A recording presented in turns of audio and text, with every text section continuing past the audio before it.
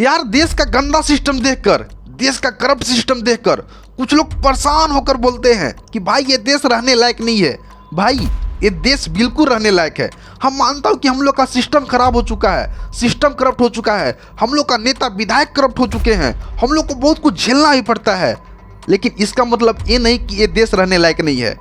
भाई हम आप लोग सिर्फ एक सवाल पूछना चाहते हैं कि 1947 से पहले जो ब्रिटिश रूल था, क्या उससे भी ज़्यादा गंदा सिस्टम हम लोग का आज है?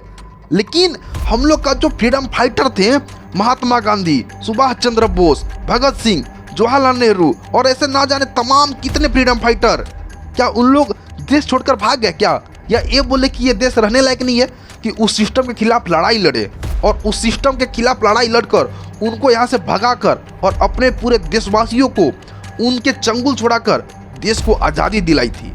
तो भाई मानता हूँ कि हम लोग का सिस्टम में हजार कमी है, लेकिन उन सभी सिस्टम के करप्शन को ख़त्म करने का जिम्मेवारी अब हम लोग का है। हम लोग इस देश को रहने ना लायक कहकर भाग नहीं सकते हैं। हम लोग को लड़ना होगा और लड़कर सभी सिस्टम को, जो करप्शन है उसको धीरे धीरे ही सही करने की कोशिश करना होगा। लेकिन हम लोग देश को रहने ना लायक कहकर भाग नहीं सकते हैं। हम मानता हूँ कि बहुत ज़्यादा कठिन है, लेकिन क्या उस समय से भी ज़्यादा कठिन है क्या अभी? नहीं ना।